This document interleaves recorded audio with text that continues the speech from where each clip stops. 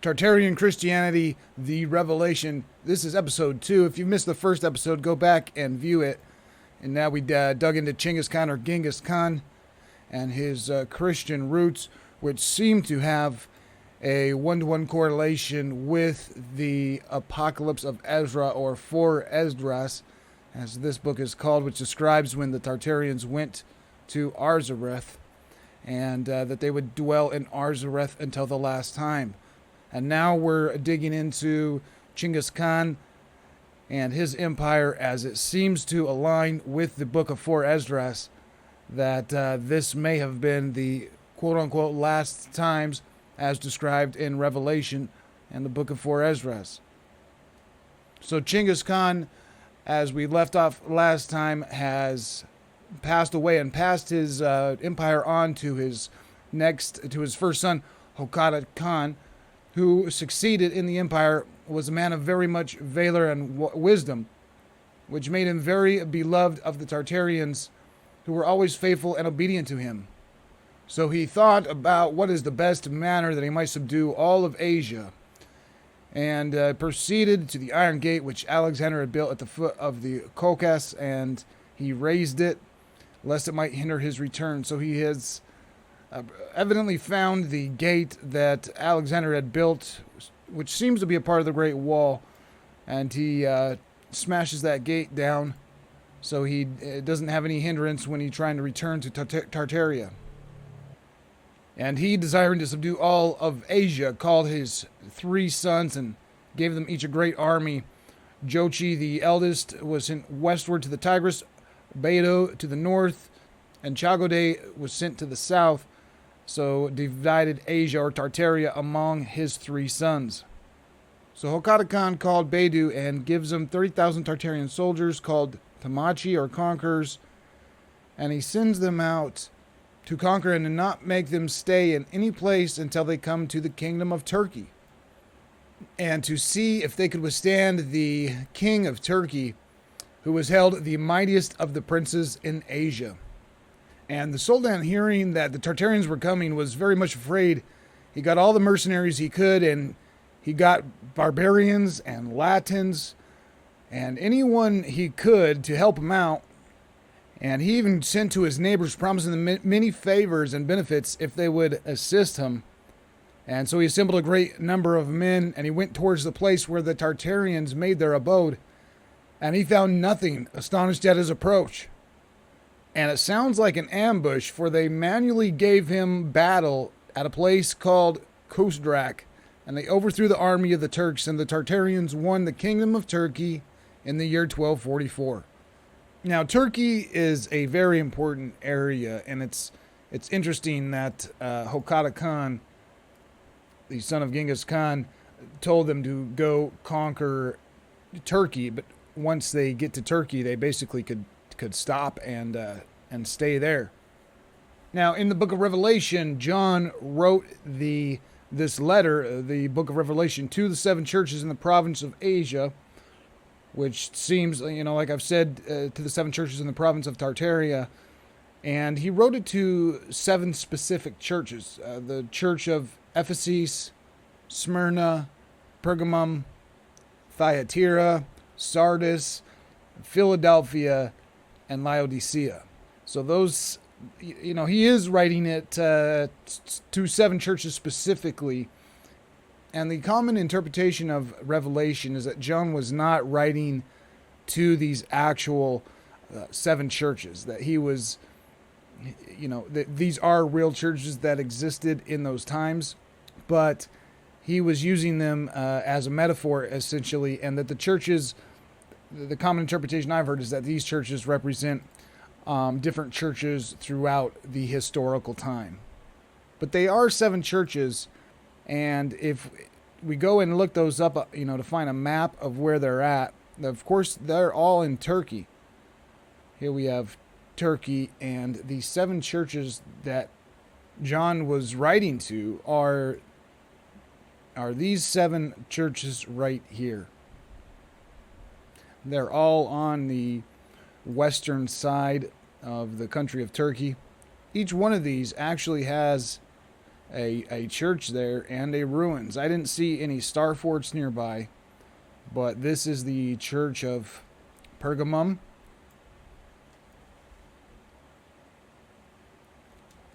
Here's a photo of the church. So there is some kind of ruins still around there, and definitely the footprint on the land. But zooming out from Pergamum, let's go to the next church. Here we got Thyatira, which is in the middle of a city, but there is still some ruins preserved down here right in the middle of the city. This is about what seems to be left of that church, but something's there still.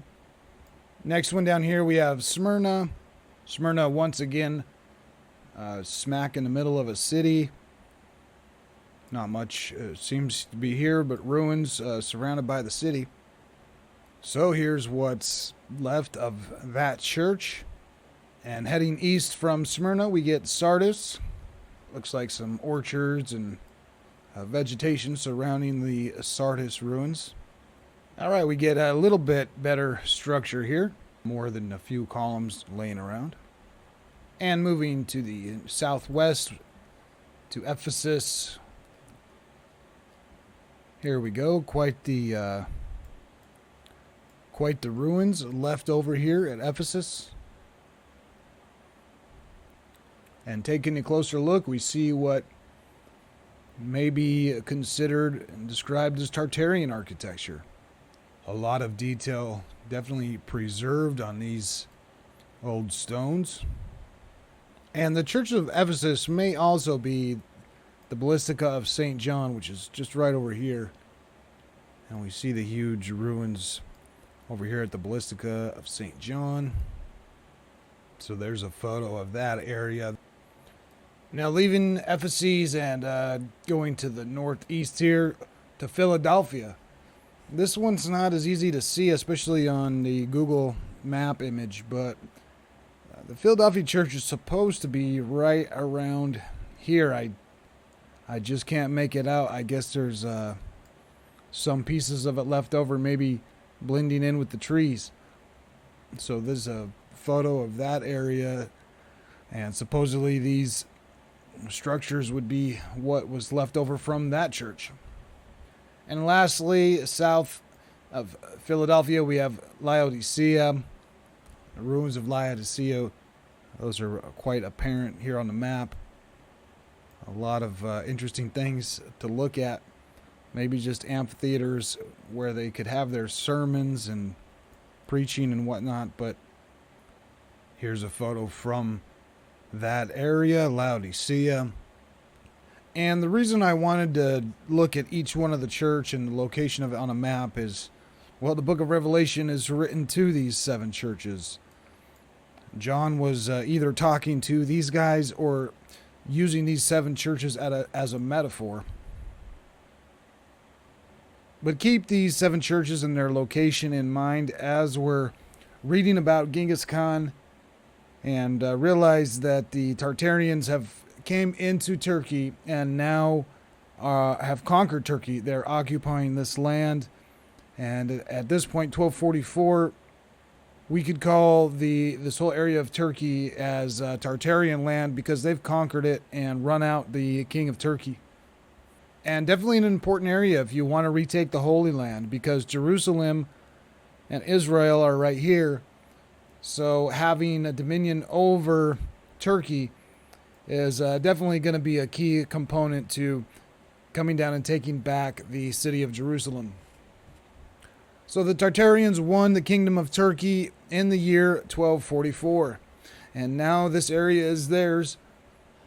And here we find again that if John was writing his letter to the churches in Turkey, that fast forward to the year 1244, he may just be writing his letter once again to the Tartarians who now hold the area of Turkey. And after a little time, Hokata Khan died and his son succeeded the empire. He was called Gino Khan, but his life was short, and after him succeeded a kinsman of his, Mango Khan, who was very great power and subdued many provinces And at length, with a great spirit, he went into the Cathian Sea to take a certain land.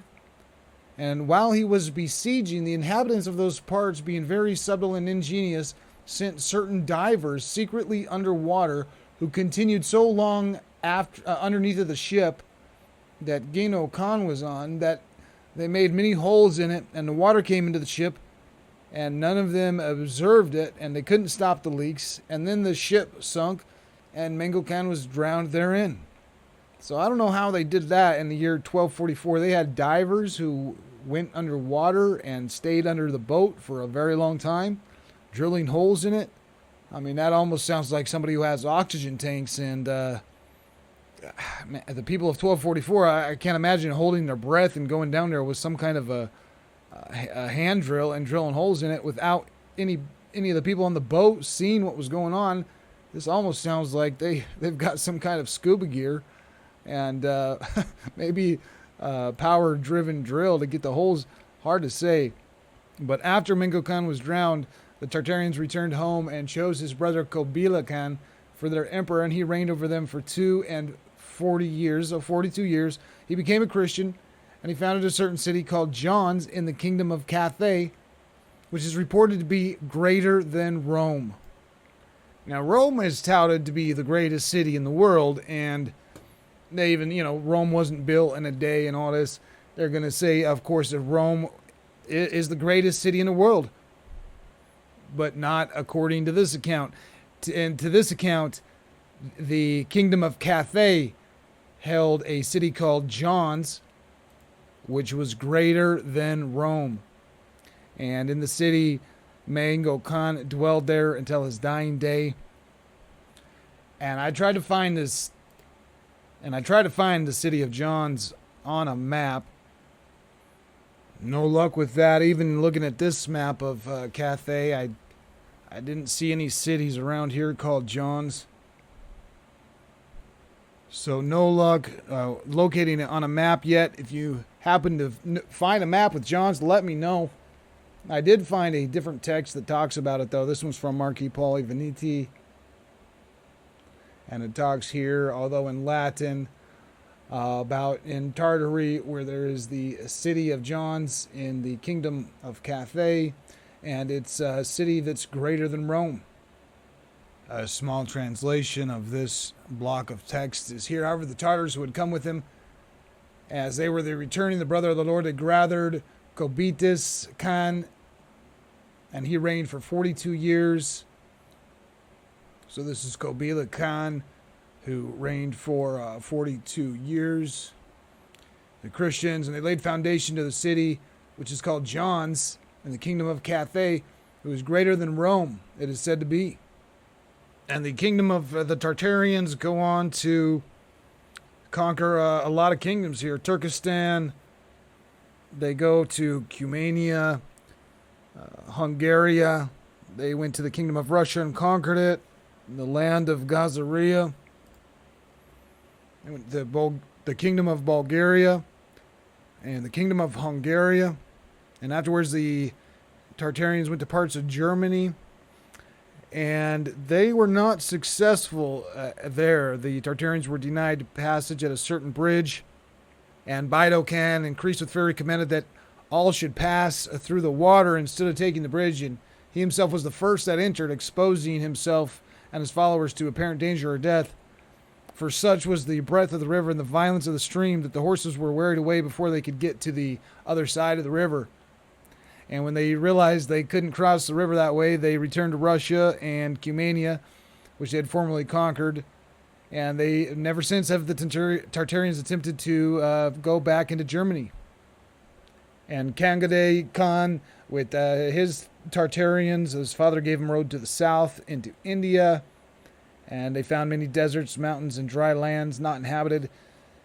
So it sounds like they're going down in India and possibly Egypt. And they find they could not pass that way.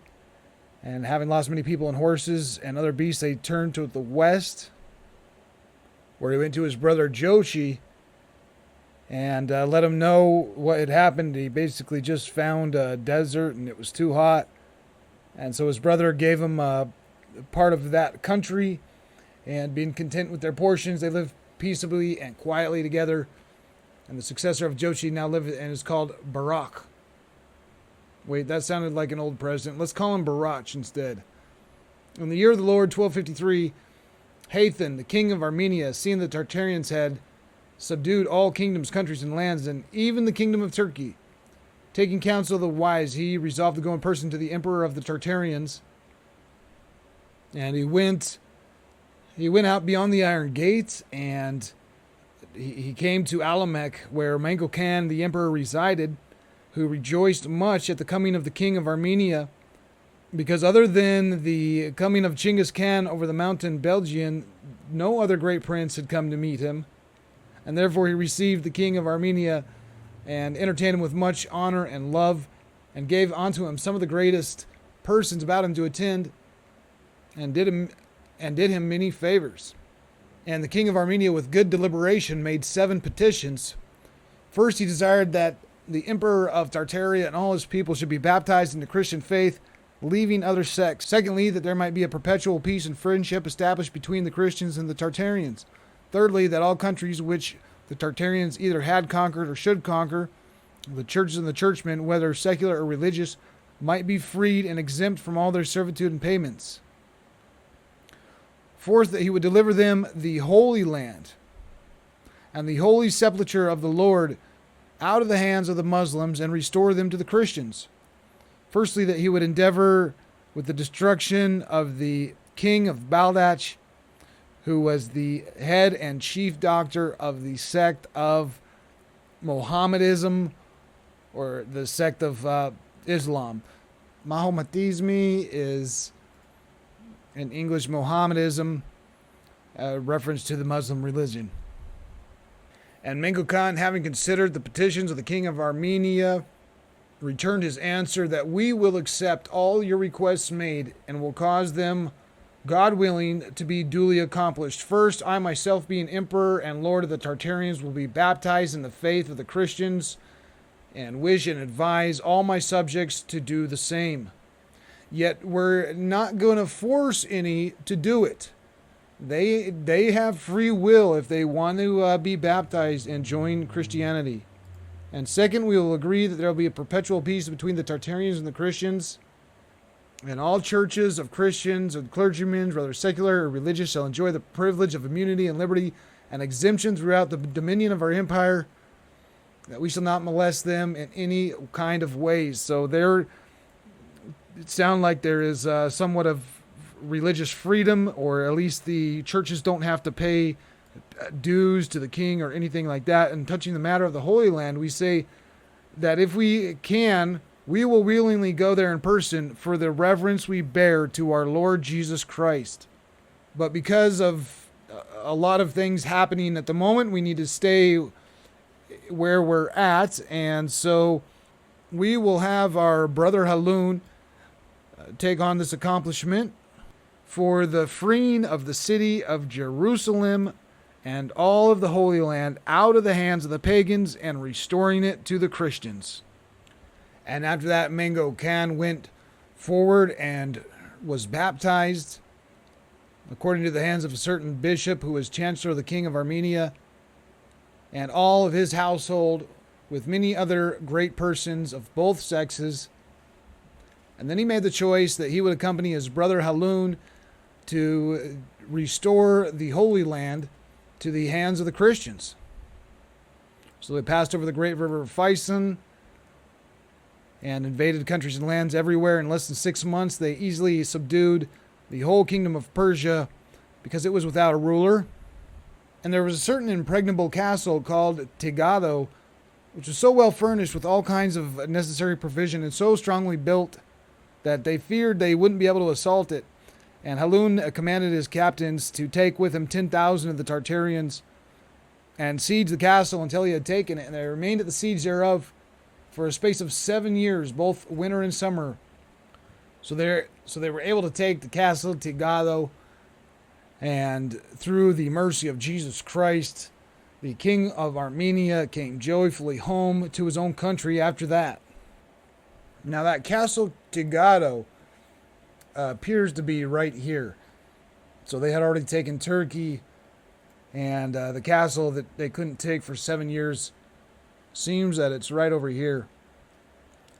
And it is quite interesting to look at this mountain peak. It at first you wouldn't think there was any castle here at all, but you can see little remnants of some pieces of it. And it seems it's this place called Gurdka, which was a castle and a fortified mountain defended by a triple ring of fortifications at its foot, making the citadel impregnable to direct military assault. It says here that Gurdka resisted Mongol invasion in 1253 AD for 17 years, becoming the last Nizari stronghold in Persia to fall. So this lines up with the account that we're reading.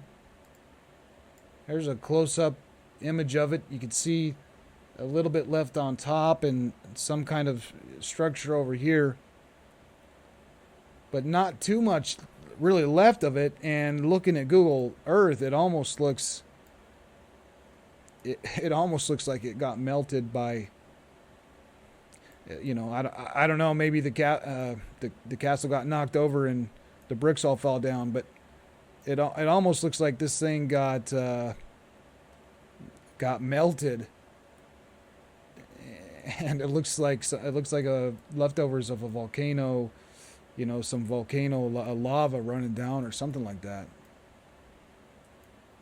And comparing this sort of almost melted rock look and comparing it to the other mountain peaks around, you don't really see this kind of melted mass look on these other nearby mountain peaks. So I don't know if that, maybe that's just the way the rock was, but maybe fire from heaven or something like that came down and destroyed this whole castle and melted it. Either way, not much left over of it, but certainly sounds like quite the castle, and took 7 or 17 years to overcome. So now that Helun had order in the kingdom of Persia and conquered all of Persia, and he went to a certain province near Armenia called Sorlok, and at the beginning of the winter he besieged Baldash, in which the king resided, and he was the chief master and doctor of the irreligious sect of Islam, Mohammedanism, and reinforcing his army with 30,000 Tartarians who went into the kingdom of Turkey. He assaulted the city by the shore, and he took it without any great difficulty or delay. And the city of Baldash seems to be ancient Babylon, or at least a city very near Babylon. This, of course, here we can see it's identified as Babylon, as it is here in this book, the Ludolf von Schumann's Description of the Holy Land and the Way Thither, written in 1350, ancient Babylon or Baldash. In eastern Chaldea, there is an exceedingly fair and noble city, powerful beyond measure, and at this day it is the best of all cities in the east, named Baldash. It stands on the banks of the Euphrates, one of the rivers of paradise, and they who dwell there say they believe that half a mile or thereabouts from it stood ancient Babylon. This is also proved by the vast ruins and immense piles of buildings of diverse sorts and of stones, which have a strange aspect from a distance, especially at the place where the Tower of Babel stood, where the confusion of tongues arose. Another proof that this ancient Babylon lies in an impassable road between the ruins and the city of Baldash. You can't pass it because of venomous creatures, and there's many other signs that show how ancient Babylon stood there, and the inhabitants do most firmly believe, because of those venomous creatures, that ancient Babylon was removed and called by another name, to wit Baldash. In this city of Baldash there are now the richest and best merchants under heaven. Neither is there any place in the east so much and so many different kinds of merchandise as there. In this city used to dwell the king, that is the successor of Mohammed, to whom the Muslims render obedience in all things, even as do the Christians to the Pope, the successor of St. Peter. I will tell you something about the loss of the city of Baldash, according to what I have read thereof in the chronicles and the histories of the kings of Armenia, and have heard from right truthful knight who was there at the time, in the year of the Lord, 1268, when the Tartars had conquered all the kingdoms of the east. Iko, the king of Armenia, and his own accord proceeded to the great Khan, the emperor of the Tartars, to visit him. His 4 chief captains, each who had 30,000 Tartars underneath of him, besieged Baldak without ceasing, and they took the city on the 13th day, slew all the inhabitants, both young men and old alike, and won such rich spoils of gold, silver, precious stones, and other kinds of wealth, as no one ever was heard of taken in any city whatsoever. And there was found in Baldash so much treasure and riches as it would scarcely be believed to be in all the world. And this city of Baldash was taken in the year 1258. So when Halun had conquered the city of Baldash, he caused the king to be brought to him, and all of his treasure laid before him. And then he asked him whether he had been lord of all that treasure. And when the king affirmed it, he asked him why he hadn't made use of his treasure in getting aid from his neighbors and hiring mercenary soldiers to defend him and his country from the power of the Tartarians. And his answer was that he thought his own people would have been sufficient to defend against the Tartarians. And then Halun said to the king, "You are the chief doctor and teacher of all that believe the deceiving doctrine of Muhammad, and you have received rewards and gifts from all of them. Therefore, such and so precious a master must be fed with no other meat, but with these precious things, which thou hast loved and kept so carefully, all which we give you for your sustenance." And so he commanded that the king should be shut into his chamber, and that his pearl and gold should be set before him, that he might eat as much as he would, but he would have no other meat or drink to be given to him. And by this means the miserable wretched ended his life in a miserable manner, and there has been no other king in Baldash after him.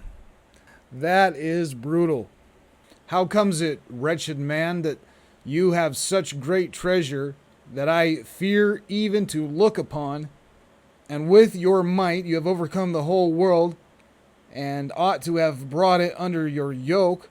Why then did you not hire enough troops to defend your city? And the king answered, "Evil counsel brought this ruin upon me, for they said that even women could easily defend the city against the Tartars." Then Halun said, "Behold, you are Muhammad's successor and the teacher of his law, and I dare not hurt you, neither is it fitting that you should live or eat like other men, for out of your mouth proceeds the law and the doctrine of Muhammad." And he ordered him to be placed in a fair place, and poured before him gold and silver and precious stones and pearls, and saying to him, "The mouth from where proceeds so great law and doctrine, it befits you to eat such precious food as this." So the king was shut up in the palace, and on the 12th day was found dead of hunger. And after him there's been no king, no successor of Muhammad, who has arisen in Baldash even to this day. Near Baldash, a distance of 4 days' journey, is another city, which once was called Susa, wherein Abahasuras flourished. This city, which was once called Susa, is now called Tharius. And in this city there is a dry tree, whereof it is said that the emperor of the Romans is fated to hang his shield thereon. The people of this city say that no Jew can live or sojourn therein. Oh, is that some anti-Semitism right there? Of course, the Jews not being Tartarians, but rather the Israelites, the tribes of Benjamin and Judah, who became one tribe, which was called the Jews. He gave the providence to his captains and his rulers, and gave them a charge that Christians everywhere should be treated lovingly and preferred to the government of the castles and cities, and that the Muslims to be held under straight subjection.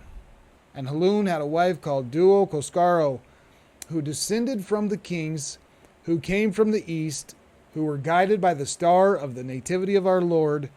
So the three wise men who brought the frankincense and myrrh to King Jesus when he was born, his wife descended from him. Now, Halun is the king of the Tartarians, and so his wife is definitely a Tartarian.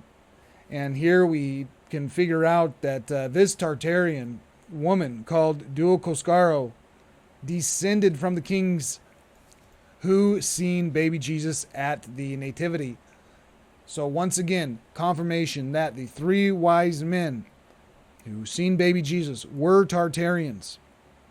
And her family, Duokoskaro, was a most devout Christian with great means of destroying the temples of the Muslims and prohibiting the ceremonies of Muhammad, and raising their temples to the ground, and brought the Muslims into subjection that they dare not show their heads.